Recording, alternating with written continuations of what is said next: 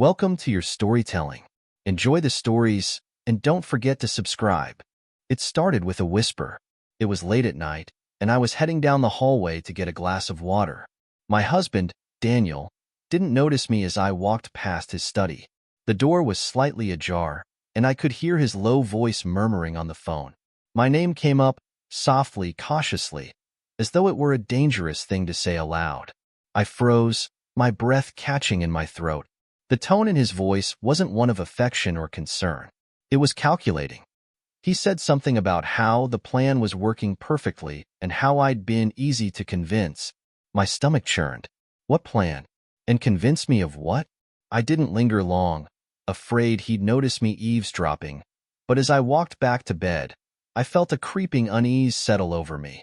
It wasn't the first time I'd felt like something was off, but this was the first time I had proof.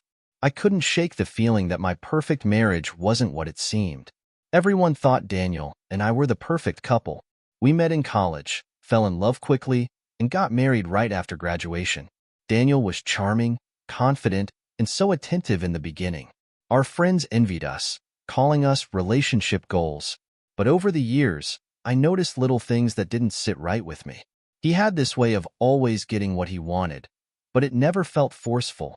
It was subtle, like he could nudge me in the direction he wanted without me even realizing it. I used to think it was just because he was persuasive, but now I wonder if it was something darker. Looking back, I can't tell when I stopped making decisions for myself and started just going along with his ideas. From the house we bought to the vacations we took, it was always his plans we followed. I didn't mind at first. I loved him and I trusted him, but that trust was starting to feel misplaced. Then there was Mark, Daniel's older brother. I've never liked him. Mark was the opposite of Daniel, loud, arrogant, and always too eager to insert himself into our lives. He had this way of looking at me, like he knew something I didn't. Whenever he came over, he'd make comments about how lucky Daniel was to have a wife like me, but his tone always felt condescending, as if he didn't really mean it. Daniel and Mark were close, too close, honestly.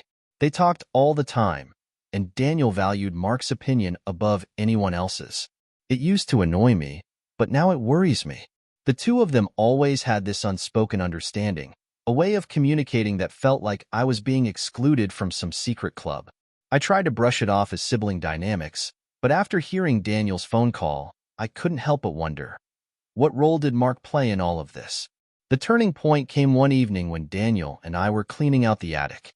We stumbled upon an old box of his things from college, photos, letters, random memorabilia.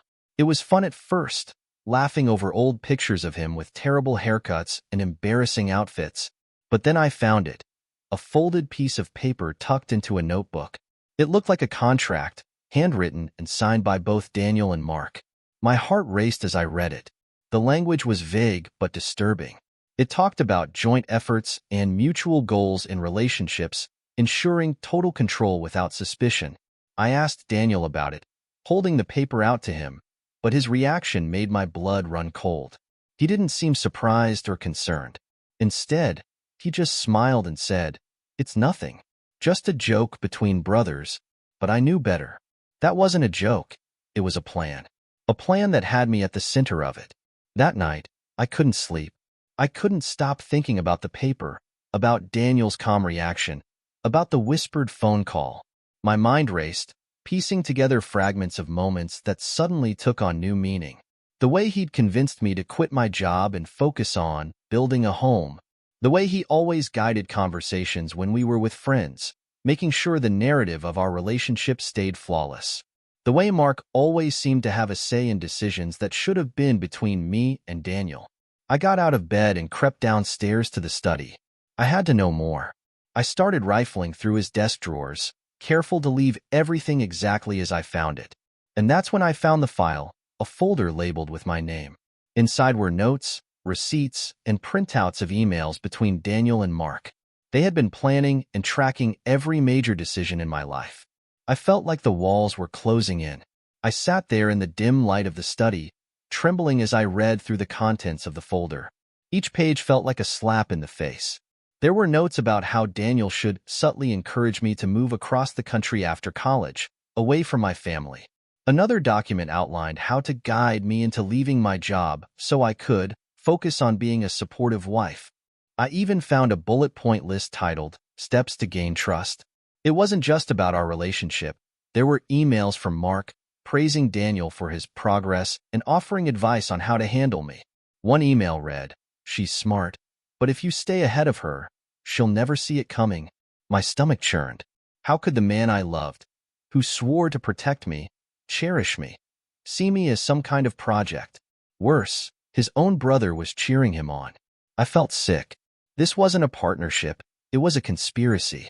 I tried to calm myself, but my hands were shaking so badly I could barely hold the papers. My mind raced as I replayed the last 10 years of my life. Was anything real? Did Daniel ever truly love me? Or was I just some pawn in his and Mark's twisted little game? I felt tears prick my eyes, but they weren't tears of sadness. They were tears of rage. For years, I'd believed that our choices, my choices, were ours. Now, it felt like I'd been living in a carefully constructed cage, with Daniel and Mark holding the keys. I stuffed the papers back into the folder and shoved it into the drawer, leaving everything as I found it. As I climbed the stairs back to bed, I felt a burning resolve. This wasn't over. I wasn't just going to sit quietly while they pulled the strings of my life. But I had to be careful. If they'd been manipulating me this long, they'd be watching for signs that I knew. The next morning, I couldn't even look at Daniel. He kissed me on the cheek like he always did, smiling warmly as he asked if I'd slept well. I wanted to scream at him, shove the folder in his face, and demand answers. But I played it cool, smiling back and pretending everything was fine. I needed time to think, to figure out how to confront him without giving him a chance to twist the narrative. That evening, I couldn't hold back anymore. While we were having dinner, I casually mentioned the folder. "I was cleaning the study yesterday," I said, "and I came across some interesting papers." His fork froze midway to his mouth, his smile faltering. "What papers?" he asked, his voice carefully neutral. I got up, walked to the study, and returned with the folder. I dropped it on the table in front of him. "These." His face went pale as he stared at the folder, his composure slipping for the first time in years. "Explain," I said, my voice steady despite the storm raging inside me. Daniel leaned back in his chair, rubbing his temples as if I'd just handed him a mild inconvenience rather than the evidence of his betrayal. "This isn't what it looks like," he said finally, his tone measured. "Mark and we were just trying to make sure we had a strong foundation. That's all." I laughed, but it was a cold, hollow sound. A strong foundation? By manipulating me? By planning my life behind my back? He tried to interrupt, but I held up a hand. Don't you dare gaslight me right now." His eyes flashed with something. Anger, maybe, or desperation, but he stayed quiet. "How long, Daniel? How long have you and Mark been plotting against me?" He hesitated, and that moment of silence told me everything I needed to know. "It wasn't against you," he said finally. "It was for us." My heart broke a little more at his words. He truly believed he could justify this. As if on cue, Mark showed up the next evening. I wasn't surprised. Daniel always ran to his brother when things got tough. Mark walked in like he owned the place, his smirk infuriatingly smug. "Heard there was some drama," he said, plopping himself down on the couch like we were old friends. I didn't bother with pleasantries. "Did you know I found your little pact?" I asked, my voice sharp. Mark raised an eyebrow, glancing at Daniel, who looked like he wanted to crawl under the floor. "Ah, so you found out," Mark said, his tone casual. "I told you she'd figure it out eventually, Dan." The way he said it, like I was some child who had stumbled onto a grown-up secret, made my blood boil. "You've been manipulating me for years," I said, my voice shaking with anger. "Both of you. What kind of men do this to someone they claim to care about?" Mark leaned forward, his smirk fading. "You don't get it, do you? This wasn't just about you. It was about ensuring the future." Their words hit me like a sledgehammer. Mark didn't even try to deny it. "Daniel was too soft," he said bluntly. "You were too independent, too headstrong. If he didn't have someone guiding him, you'd have walked all over him." I stared at him, stunned by the audacity. You think that justifies controlling my life? I asked. You think that's love? Daniel finally spoke, his voice low and defensive. It wasn't about control, he said. It was about making sure we were on the same page. I laughed bitterly. The same page? You mean your page? Mark shrugged, unbothered. It worked, didn't it? Look at your life. You've got a beautiful home, stability, everything you need. My jaw tightened. Everything you think I need. Did it ever occur to you to ask me what I wanted? Mark rolled his eyes. People don't know what's good for them half the time. That's why they need guidance. His words chilled me to the bone. This wasn't just manipulation. It was a family philosophy. I felt like I was unraveling. Every word Mark spoke pulling me further into a reality I didn't want to accept. Guidance? I repeated, my voice rising. You call years of lies and manipulation guidance? Mark leaned back casually, his smugness infuriating. You wouldn't have the life you have now without us, he said. You'd still be chasing some pipe dream, working a dead-end job, living paycheck to paycheck. We made you better. Daniel flinched at Mark's bluntness, but he didn't argue. That silence crushed me more than any of Mark's taunts. And what about my dreams? My choices? I demanded, my voice breaking. Did either of you ever think for a second that maybe I was capable of deciding what was best for me? Daniel finally spoke, his voice quiet. It wasn't like that, Emily. I wanted us to have a good life. A stable life. His words were hollow, excuses masquerading as reason. Mark snorted. Don't sugarcoat it, Dan. You're just mad she found out. I stared at them both, my mind racing back through the years. Every decision, every moment of doubt, every time I'd gone along with something because Daniel had been so persuasive. It all clicked. They'd been pulling the strings the entire time, and I'd been too blind to see it. I couldn't hold back anymore. You're disgusting. I spat at Mark. You treat people like pawns, like tools to use and discard. Mark shrugged, completely unfazed. Life's a game, sweetheart. You either play it or get played. I wanted to slap the smugness off his face, but I held myself back. Instead, I turned to Daniel. And you? Are you just his puppet? Or did you actually believe this was right? Daniel looked at me, his face pale and drawn. It wasn't like that, he said again. But even he didn't seem convinced by his own words. Mark chuckled darkly. Don't let him fool you, Emily. He was all in. From day one. I just gave him a push when he needed it. I felt like the walls were closing in. What kind of brothers are you? I whispered. What kind of men do this? Mark's grin widened. The kind who win. I stood up, my chair scraping loudly against the floor. You think you've won? That manipulating me and controlling my life is some kind of victory? My voice trembled with rage. Mark smirked, crossing his arms. Look around, Emily. You've got everything anyone could want. Stability, comfort, a husband who loves you. Loves me? I laughed bitterly. Love isn't control. Love isn't lies. What you've done is the furthest thing from love. Daniel reached for my hand, but I yanked it away. Emily, please, he said, his voice desperate now. I never meant to hurt you. I just... Stop, I interrupted. You don't get to play the victim here, Daniel. You made this choice. Both of you did. And now, you're going to live with the consequences. Mark rolled his eyes. Oh, come on. Don't be so dramatic. Dramatic? I shot back. This is my life. My entire life. And you think you can just brush it off like it's nothing? For the first time, Mark's smugness faltered. He opened his mouth to reply, but I cut him off. Get out. Both of you. After they left, the house felt too quiet, too empty. I sat at the dining table, staring at the folder, the evidence of their betrayal laid out before me. Every piece of paper felt like a shard of glass, cutting deeper into the life I thought I knew. I didn't cry. Not yet. The anger was still too raw, too consuming. But underneath it all, I felt the creeping weight of grief. Grief for the man I thought Daniel was, for the life I thought we'd built together. I knew I couldn't stay in this house, couldn't stay with him. But where would I go? What would I do? For so long, every decision I'd made had been influenced by them, their plans, their schemes. Did I even know how to make choices for myself anymore? As I sat there, a thought began to take shape in my mind. They had spent years playing their game, thinking they'd won. But I wasn't going to let them have the last word. I wasn't going to let them break me. Over the next few days, I started to plan. I didn't tell Daniel what I was thinking, didn't let him see the cracks in my facade. I needed him to believe that I was still processing, still trying to forgive. But forgiveness wasn't an option. Not for this. I started gathering everything I would need, documents, money, anything that could help me start over.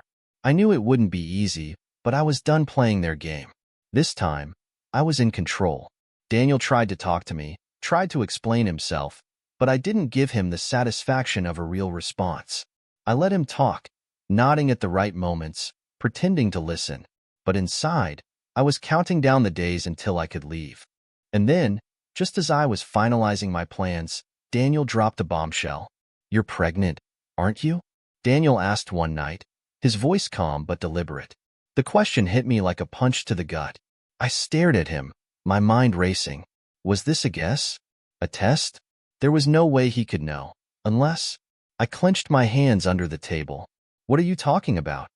I asked, trying to sound confused, but my voice betrayed me with a slight tremor. Daniel leaned forward, his eyes searching mine. "You've been acting differently, Emily. Tired, distracted. You skipped the wine at dinner the other night. I've noticed." I felt the blood drain from my face. I wasn't ready to admit it, not to him, not yet, but his knowing gaze told me he'd already made up his mind. "That's ridiculous," I said, forcing a laugh. "I've just been stressed." But Daniel wasn't buying it. "I know you, Emily," he said softly, almost tenderly, "and I know when something's changed." His words twisted the knife deeper. If he truly knew me, it was only because he'd studied me, controlled me, manipulated me for years. This wasn't love, it was surveillance. The truth was, I was pregnant.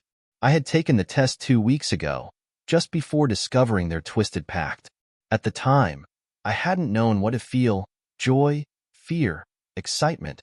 But now, the only thing I felt was dread.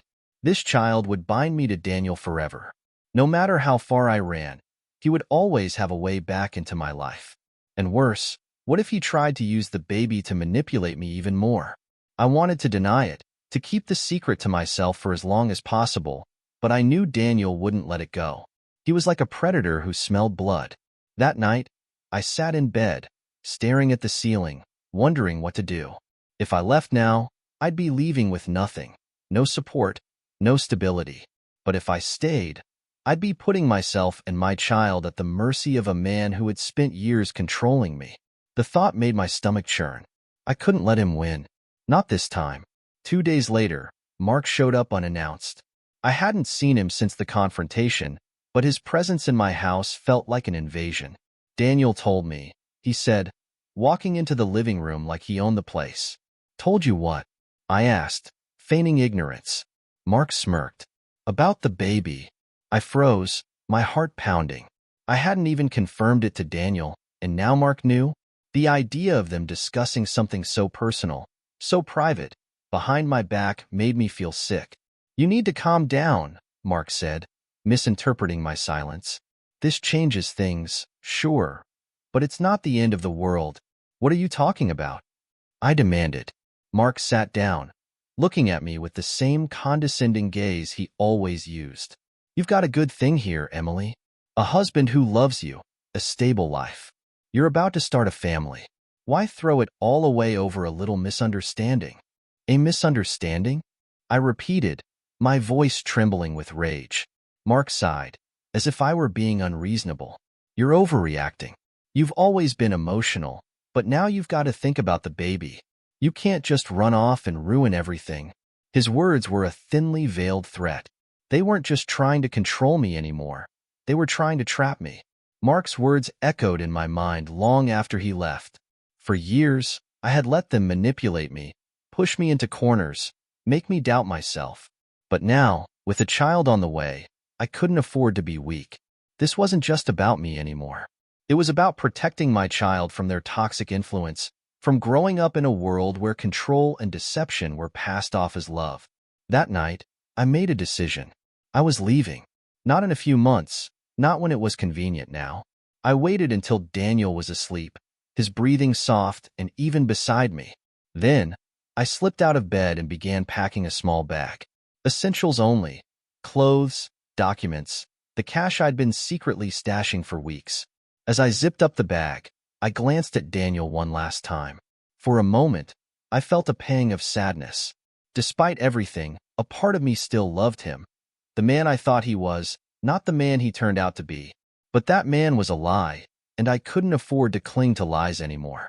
I walked out the door, my heart pounding with fear and determination. I didn't know what the future held, but I knew one thing. I was done letting them control me. The cold night air hit me as I stepped outside with my bag slung over my shoulder. I had no plan, no clear destination, just an overwhelming need to put as much distance as possible between myself and Daniel. My car was parked in the driveway, but I hesitated. If I took it, Daniel would track me easily. It was registered in both our names. Instead, I walked.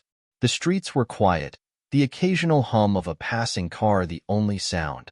With every step, my anxiety grew. I kept looking over my shoulder, half expecting Daniel to come running after me or Mark to pull up beside me with that infuriating smirk on his face. I found myself at a small, run-down motel on the edge of town. It was the kind of place no one would think to look for me, and that was exactly what I needed. I handed over cash for the night and locked myself in the room, sitting on the bed with my bag clutched tightly in my lap. For the first time since discovering the pact, I let the tears come. Silent, shaking sobs that left me gasping for air. I wasn't crying just for myself. I was crying for the life I thought I had, for the man I thought I loved, and for the uncertain future that lay ahead. But amidst the heartbreak, there was also a flicker of hope. I was free. For the first time in years, I had control. The sunlight streaming through the thin curtains woke me earlier than I'd hoped. My body ached from the restless sleep, but my mind was already racing. I knew I couldn't stay in the motel long. Daniel would start looking for me soon, if he hadn't already. I dug through my bag, pulling out my phone. I had turned it off before leaving the house, knowing it could be used to track me. Now, I powered it on, holding my breath as the screen lit up. The notifications came flooding in: calls, texts, voicemails, all from Daniel, each one more frantic than the last. "Emily, where are you? Please come home. We can fix this. Emily, I love you. Don't do this to us." I deleted them all without listening. His words meant nothing to me now. I turned the phone off again and shoved it into my bag. I needed a burner phone, something untraceable. I also needed a more permanent place to stay, but with my limited funds, that would be a challenge. The thought of money brought another wave of anxiety crashing over me. Daniel controlled most of our finances. I had my small stash of cash, but it wouldn't last long. I'd have to find a way to support myself, and fast. After grabbing a coffee from the motel's vending machine, I sat down to figure out my next move.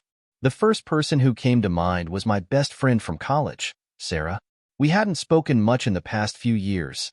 Daniel had slowly isolated me from my old friends, but I knew she would help me if I asked. I borrowed the motel phone and dialed her number, my heart pounding as I waited for her to pick up. "Hello," she answered, her voice groggy. "Sarah, it's me," I said, my voice shaking. "Emily? Oh my God, it's been forever. Are you okay?" The concern in her voice nearly broke me.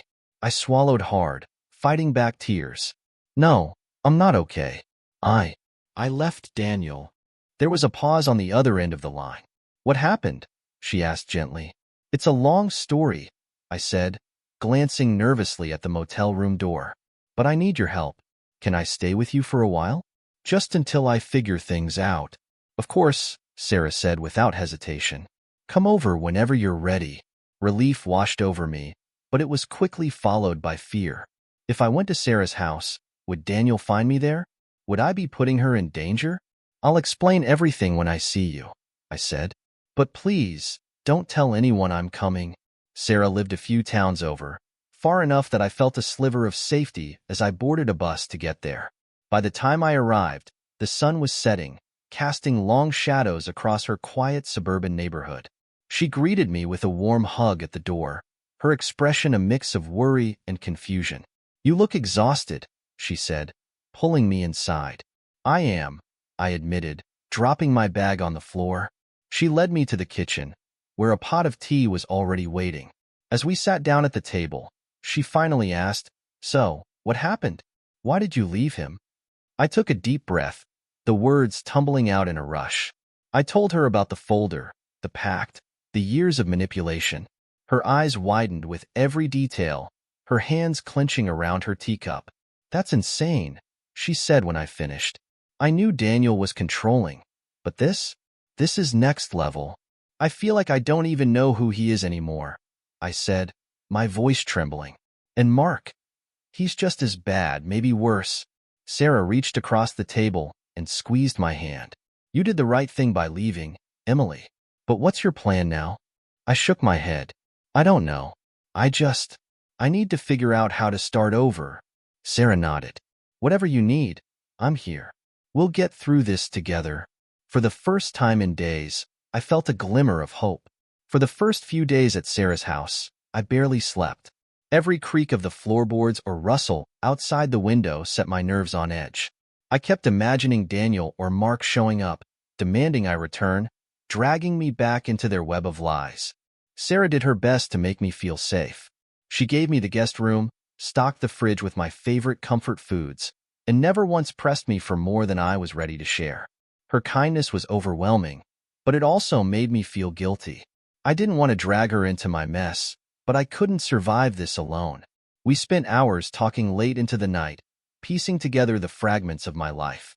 "It's not just about what they did," I confessed one evening, staring into my untouched cup of tea. "It's about me. I don't even know who I am anymore. Every decision I've made for years, was it even mine?" Sarah frowned thoughtfully. "You're not the person they tried to make you, Emily. You're stronger than that. The fact that you left proves it." Her words comforted me, but they didn't erase the fear. I knew Daniel wouldn't let me go easily. And then there was Mark, a man who thrived on control and manipulation. If he found out where I was, he wouldn't hesitate to use Sarah to get to me. My fears became a reality sooner than I expected. One evening, while Sarah and I were cleaning up after dinner, her phone buzzed on the counter. She glanced at the screen, her face going pale. "What is it?" I asked, dread settling in my stomach. She hesitated, then turned the phone to face me. It was a text from an unknown number. "Tell Emily to come home, or things will get messy." "This isn't a game." My heart sank. "It's them," I whispered. Sarah locked the phone and set it down, her jaw tight. "How did they get my number?" I shook my head, panic rising. "I don't know. Maybe they hacked something. Or maybe they're watching us." The thought made my skin crawl. I suddenly felt exposed, as though their eyes were on me even now. "We have to call the police," Sarah said firmly. But I shook my head. "No. They'll deny everything, and without proof, the police can't do anything. Mark knows how to stay clean. He's calculated, Sarah. He won't leave evidence." Sarah looked unconvinced but didn't argue. "Okay," she said after a moment, "but you're not leaving this house alone anymore. Not until we figure out what to do." The next day, I couldn't shake the feeling of being watched. I stayed inside, curtains drawn, but the paranoia was suffocating. Sarah had gone to work, leaving me alone in the house, and every sound made me jump. By the time evening rolled around, I was a mess. I hadn't eaten all day, my stomach too knotted with anxiety. When Sarah walked through the door, she found me pacing the living room. "Emily, you look like you've seen a ghost," she said, setting down her bag. Before I could respond, there was a sharp knock at the door. Both of us froze. "Were you expecting someone?" Sarah whispered. I shook my head, my pulse racing. She moved cautiously to the window and peeked through the curtain. Her face darkened. "It's Daniel." My legs almost gave out. "No," I whispered. "How did he find me?" Sarah turned to me, her eyes blazing. "Stay here. I'll handle this." Before I could protest, she opened the door, stepping outside to confront him. I couldn't hear what they were saying, but their voices grew louder, more heated. Then Daniel's voice cut through the air. "Emily, I know you're in there. Come out and talk to me." I backed away from the door, my heart pounding. I couldn't face him. Not yet. Not like this. I listened as Sarah's voice rose in defiance. She doesn't want to talk to you, Daniel. You need to leave. This is between me and my wife, Daniel shot back. Stay out of it. She's not your property, Sarah snapped. And if you don't leave, I'll call the police.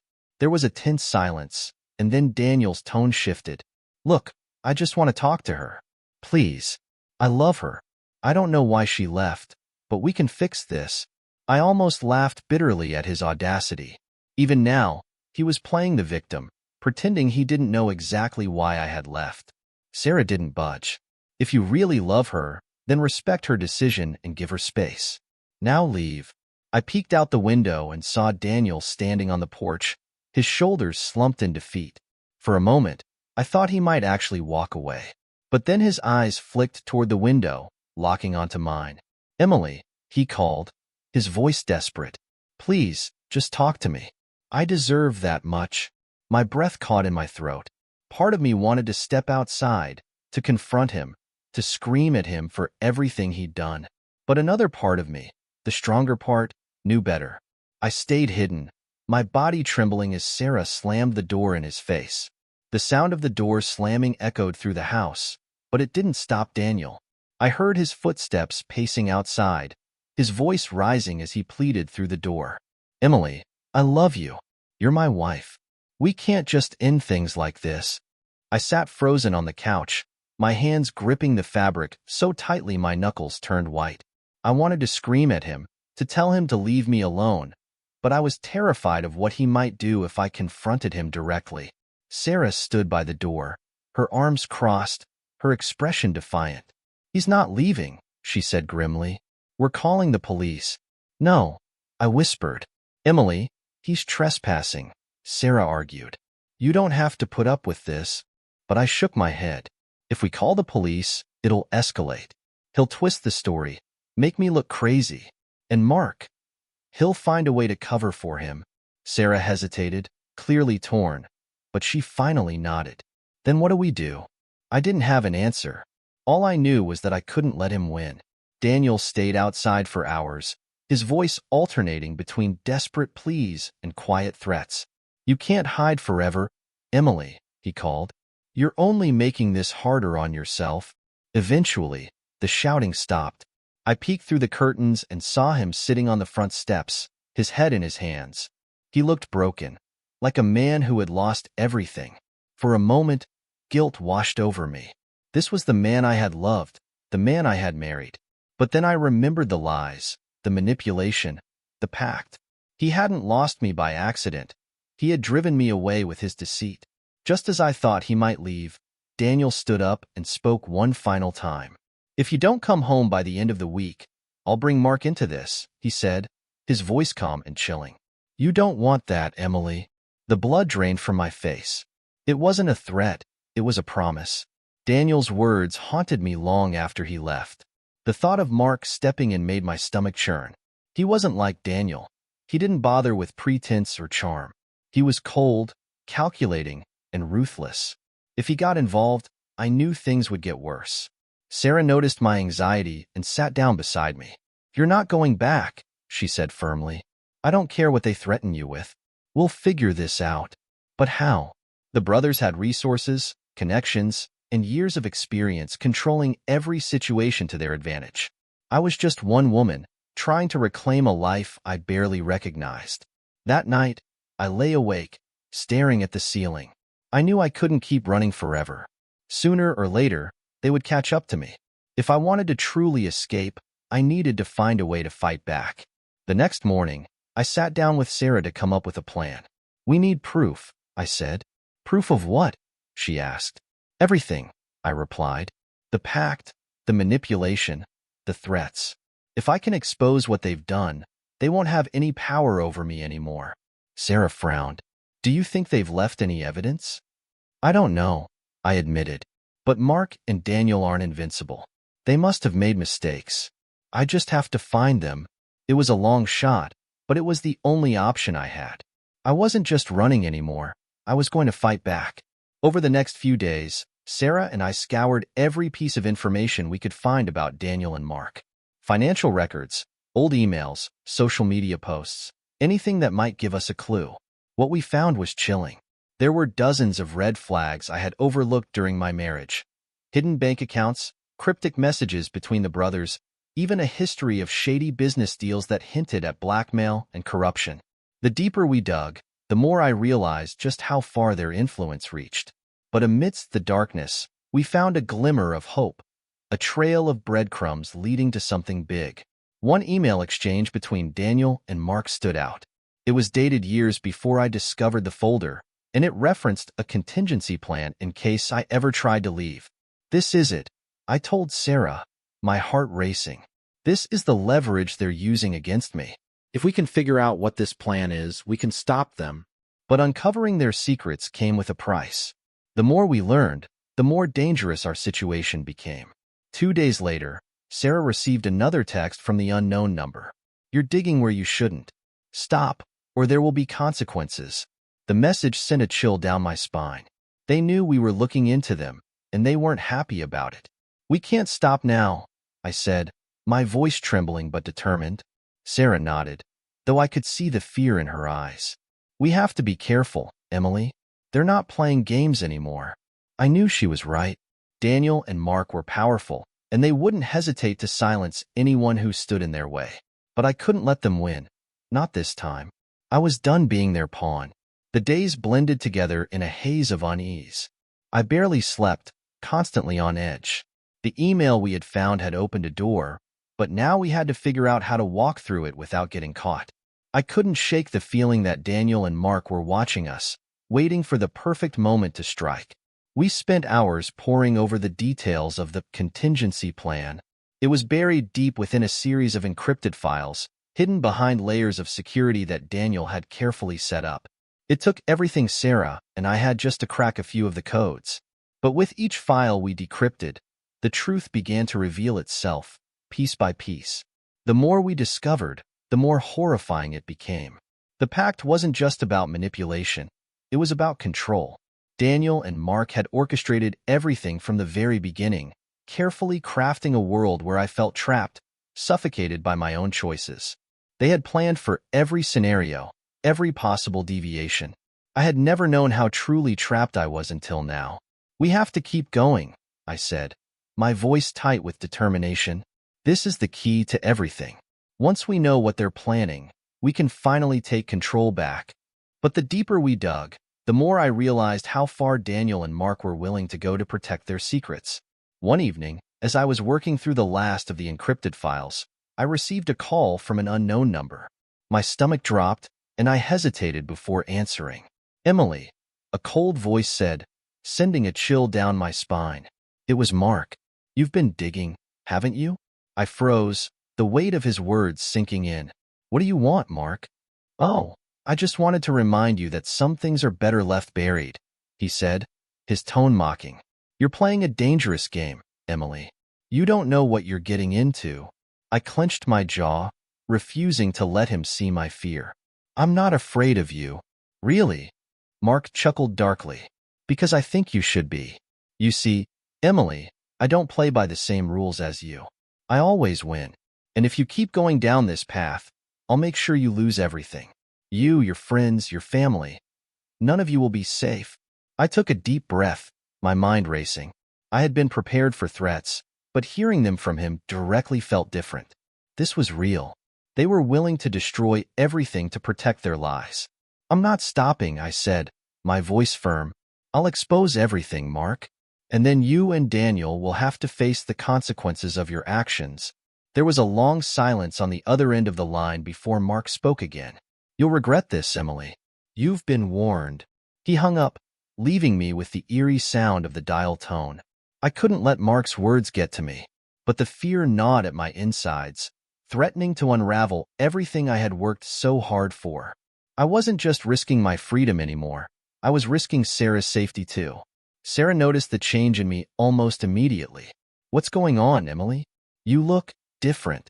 "I'm not backing down," I said, trying to sound more confident than I felt. "We're getting closer." "I know we are. I just have to stay strong." But Emily, she started, her voice full of concern. I can't stop now, Sarah. I cut her off. I have to finish this. It's the only way I'll ever be free. Sarah hesitated, then nodded. All right, but we're doing this carefully. No more risks. The last thing I wanted was to put her in danger, but I didn't know what other choice I had. This was my battle now, and I had to fight it, whatever the cost. A week passed, and our search finally led us to a breakthrough. Among the files, we found a single line that made my heart stop. It was an agreement, signed by both Daniel and Mark, that confirmed what I had feared. The pact wasn't just about controlling me. It was about manipulating every aspect of my life, even down to the smallest details. The agreement outlined the lengths they would go to ensure I never left them, even if that meant destroying my reputation or fabricating stories to make me look unstable. They had planned for every possible exit strategy. This is it, I whispered, staring at the screen in disbelief. They planned everything. Everything I thought was real was a lie. Sarah leaned over my shoulder, her expression grim. This is the smoking gun we need. If we can get this into the right hands, they won't be able to deny it. I nodded slowly, but doubt crept into my mind. But who do we trust? If I go public with this, Daniel and Mark will just spin it. They'll turn it all around. Sarah's voice was steady. We go to the press.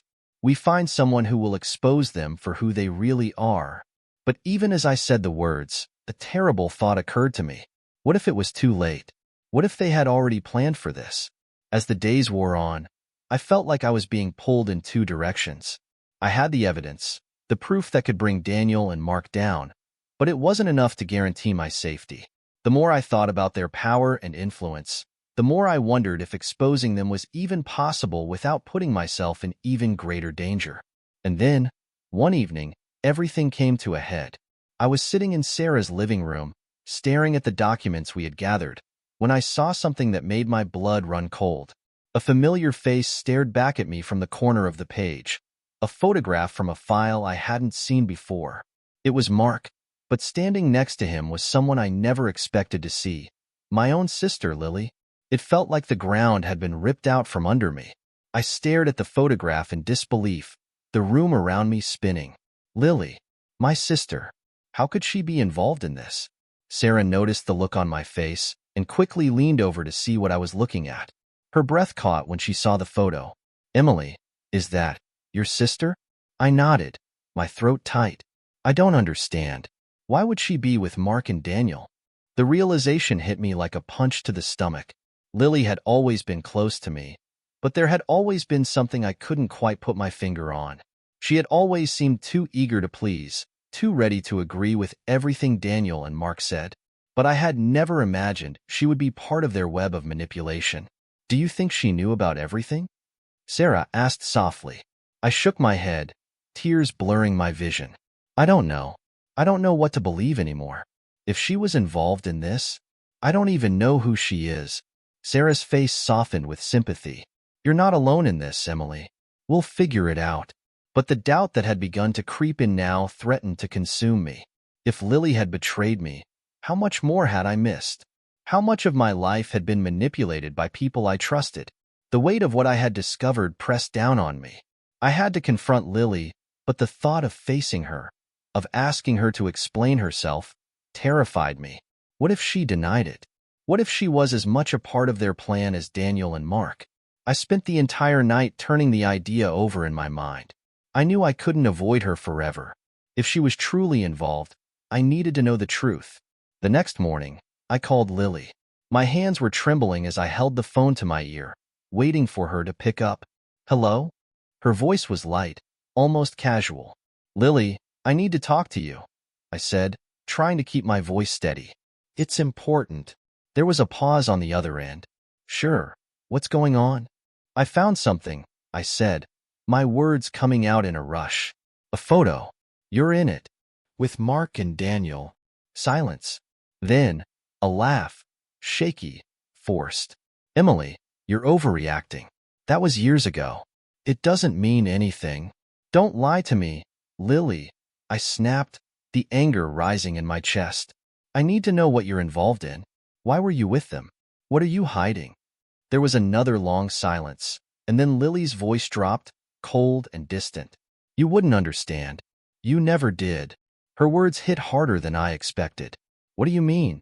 I demanded. You were always the perfect little wife, Emily. Always playing along, doing exactly what Daniel and Mark wanted.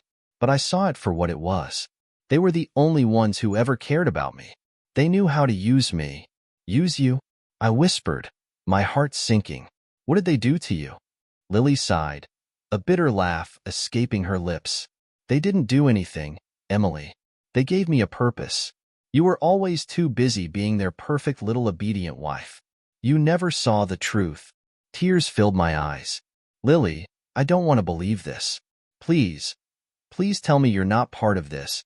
But instead of comforting me, Lily's voice hardened. You're the one who's blind, Emily. You think they're the problem? No, it's you. You were never strong enough to see what was really going on. I could hardly breathe. So you helped them? I didn't have a choice, Lily said flatly. I'm sorry you're upset, but I did what I had to do. I don't owe you anything. I sat in stunned silence, the phone slipping from my hand. How could Lily say that? How could she betray me so completely? All these years, I had trusted her. She was the one person I believed I could count on.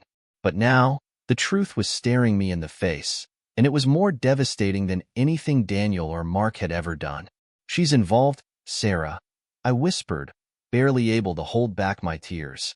My sister. She's been a part of this all along. Sarah's face was a mix of disbelief and sympathy. I don't know what to say, Emily. This is a lot.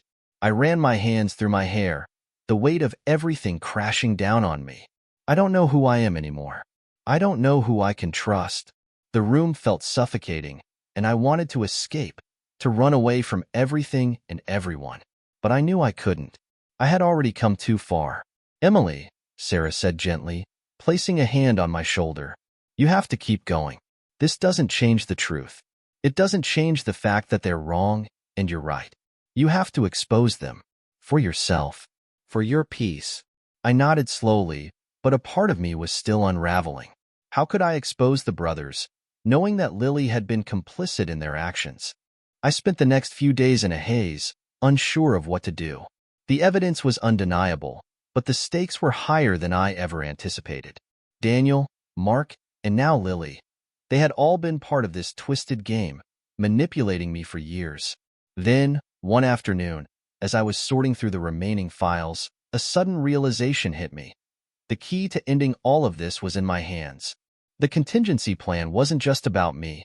It was about the entire family. The agreement had one final detail I hadn't noticed before. It wasn't just a manipulation pact. It was a coercion plan. If I went public with the truth, they would make sure my entire family was ruined. And Lily, she was the bait they had used to ensure my silence.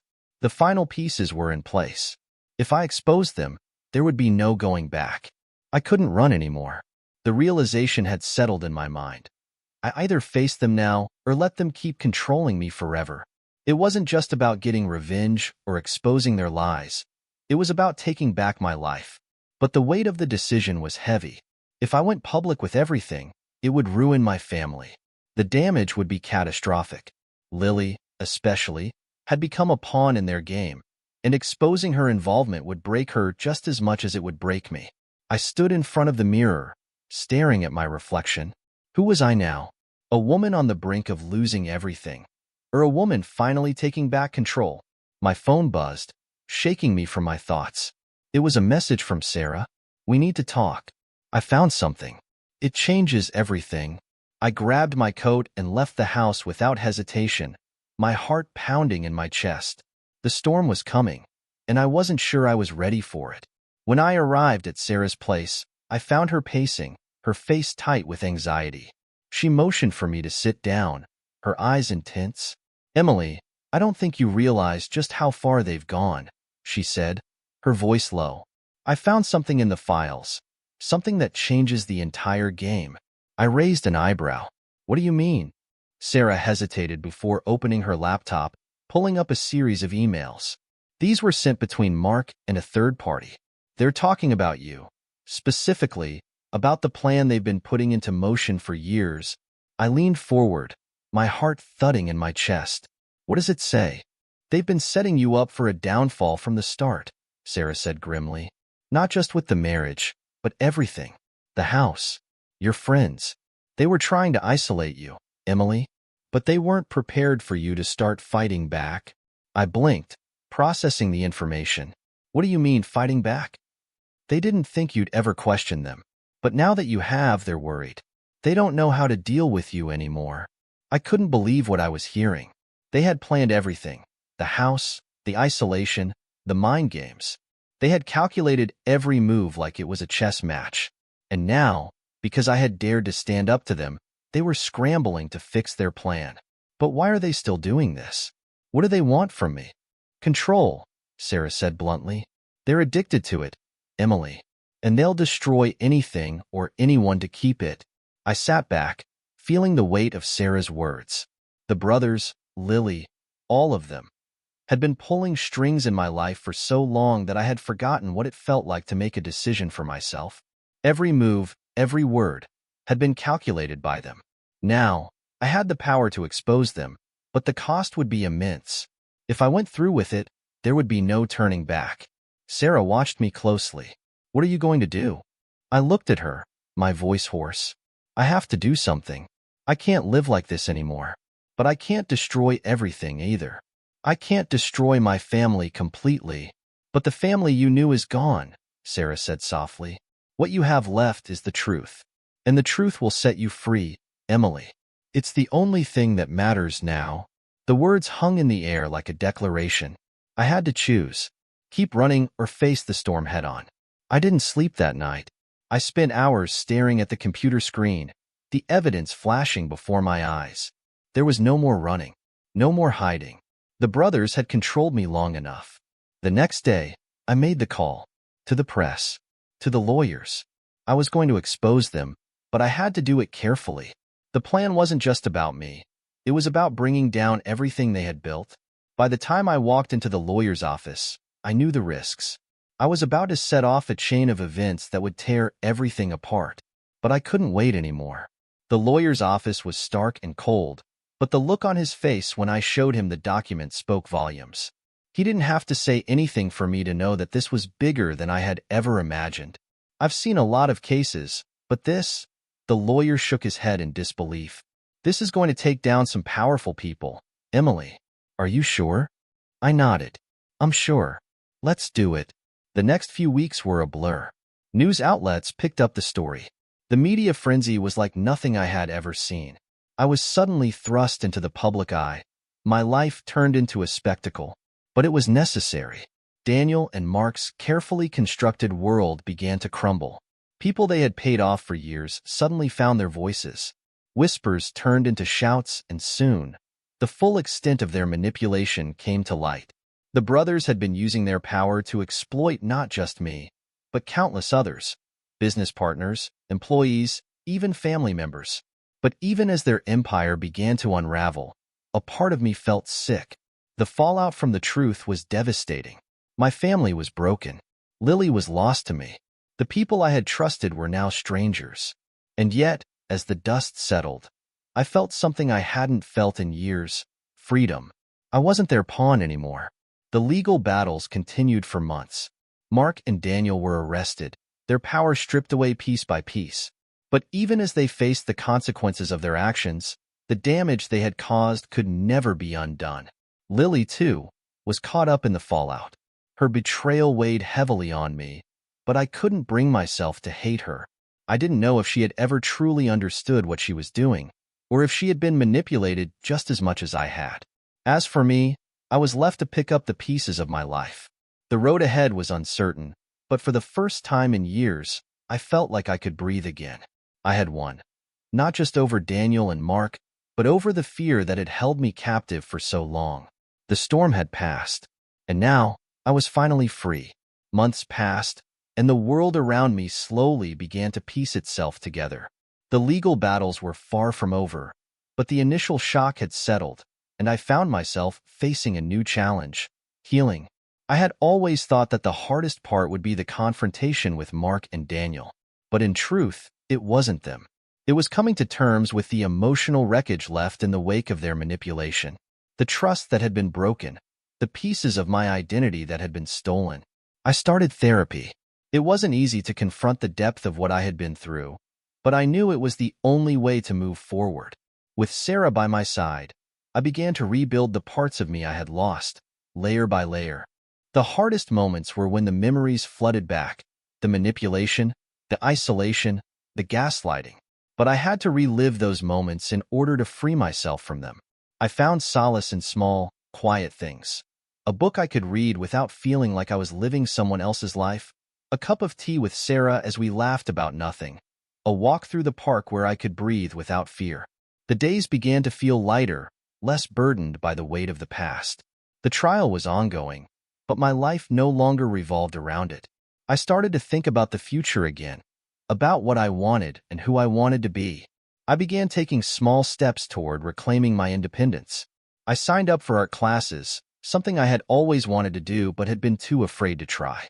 Slowly, I started to rediscover parts of myself that had been buried for years. It wasn't just about rebuilding my life. It was about creating a new one, a life that didn't revolve around manipulation, control, or fear. One evening, Sarah and I sat on the porch, watching the sunset. The colors in the sky seemed to mirror the changes in me, beautiful, vibrant, and full of possibility. "We made it through," Sarah said quietly. "You did it, Emily. You're free." I nodded, a smile tugging at my lips. "I don't know if I've fully forgiven myself yet," I said, my voice soft, "but I'm learning to. I'm learning to trust again, starting with myself." It had been months since the public fallout. The brothers were facing trial, and the media attention had started to fade. The people who had once been part of their world were now scattered, finding their own paths, and I was still finding mine. One afternoon, as I was walking into a cafe, I saw her. Lily. She stood at the counter, her back to me, looking completely different. Her once confident posture was now hunched, as though the weight of the truth had finally caught up with her. My heart skipped a beat.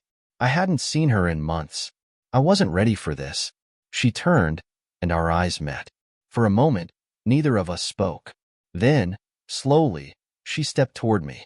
"Emily," she said softly, I don't know if you can ever forgive me, but I need you to know that I never wanted to hurt you." I swallowed hard, fighting back tears. "You betrayed me, Lily. You were a part of all of this." She nodded, her eyes filled with regret. "I was weak. I let them use me. I thought it would be easier if I went along with it. But it wasn't. It's been eating me alive. And now I'm losing everything." For the first time, I saw the vulnerability in her that I had never noticed before. It wasn't an excuse, but it was a painful truth. "I don't know what to do with this, Lily," I said, my voice shaky. "I don't know if I can forgive you." She nodded again, her eyes brimming with tears. "I don't deserve forgiveness, but I want you to know that I'll be here, Emily. If you ever decide you can give me a chance." I didn't know what to say. I wasn't ready to make that choice. But one thing was clear. I wasn't the same person I had been when this all started.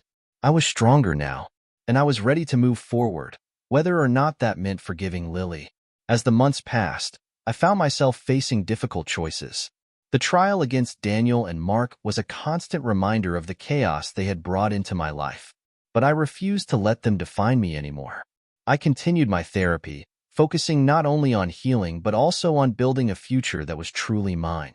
The art classes turned into a passion, and I began exploring new opportunities. The most unexpected part of my journey was learning to rebuild connections, with myself, with others, and even with Lily. Slowly, I opened the door to forgiveness, not for her sake, but for mine. I couldn't carry that weight forever. One day, Sarah and I met for coffee at our usual spot. She smiled at me, her eyes full of pride. "You've come so far, Emily. Look at you." I smiled back, feeling a warmth I hadn't known in a long time. "It hasn't been easy, but I'm learning how to be me again." The final chapter of my journey didn't come with a dramatic confrontation or a grand gesture. It came in quiet moments, the moments when I realized that I was no longer controlled by fear or guilt. It came when I finally let go of the past and allowed myself to embrace the future.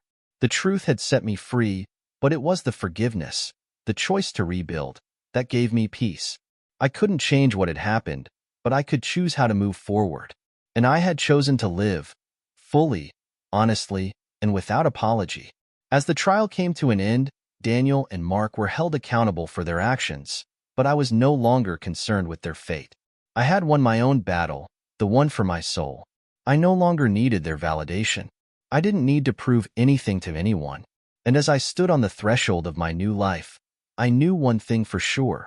I was free. The story of my escape, my fight, and my eventual redemption had ended.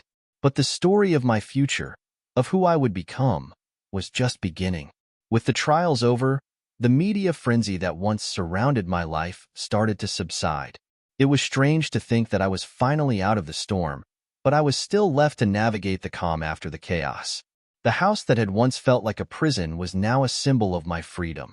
I had made peace with the fact that life wouldn't be perfect, but I could create a new version of normal for myself, one that didn't rely on the lies and manipulation that had defined so much of my past. I decided to move forward, literally and figuratively.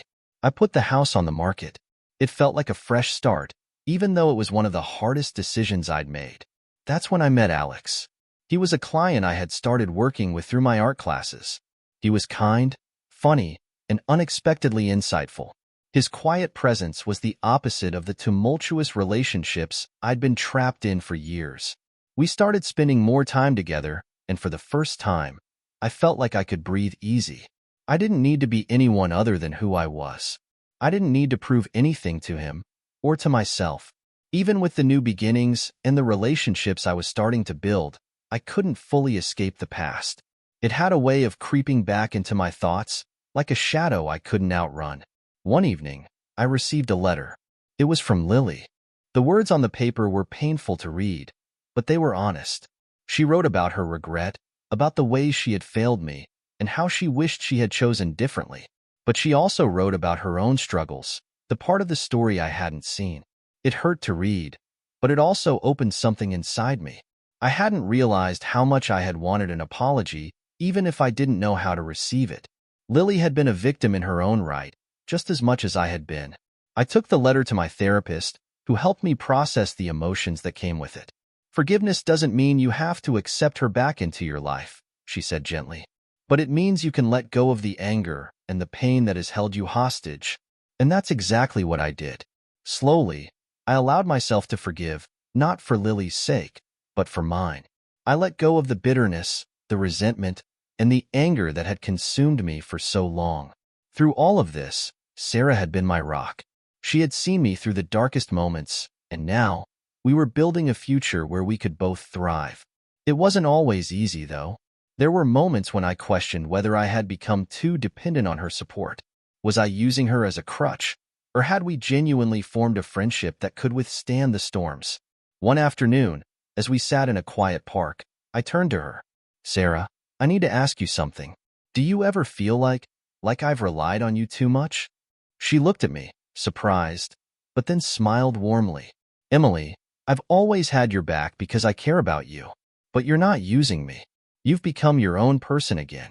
I'm just here to walk with you, not to carry you. Her words touched me deeply. I realized she was right. I wasn't the same woman who had needed constant validation or protection. I had learned to trust myself, and now I was learning how to trust others again, including Sarah. As my life began to settle, I started to focus on something bigger than myself, something that had been buried under years of manipulation and fear. My purpose. Art had always been my passion, but I had never fully allowed myself to pursue it. Now, with a fresh perspective on life, I decided to open a small studio, an outlet for my creativity and a space to share my journey with others. It wasn't just about art. It was about showing the world that life could be rebuilt from the ashes. My paintings and sketches became an extension of my healing, abstract representations of strength, growth, and freedom. As I put the finishing touches on my first exhibition, I realized that my life had taken on a new form. I wasn't just surviving anymore. I was thriving. The day of my first art show arrived.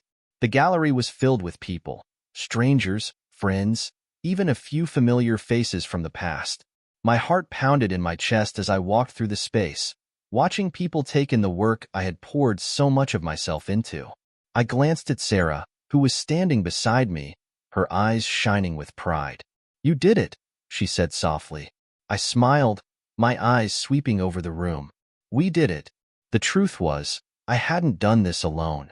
Every step of the way, there had been people who believed in me, who saw the strength I didn't know I had. And for the first time, I could truly see it in myself. I didn't know what the future held, but I was no longer afraid of it. The storm had passed, and now I was standing in the light, ready for whatever came next.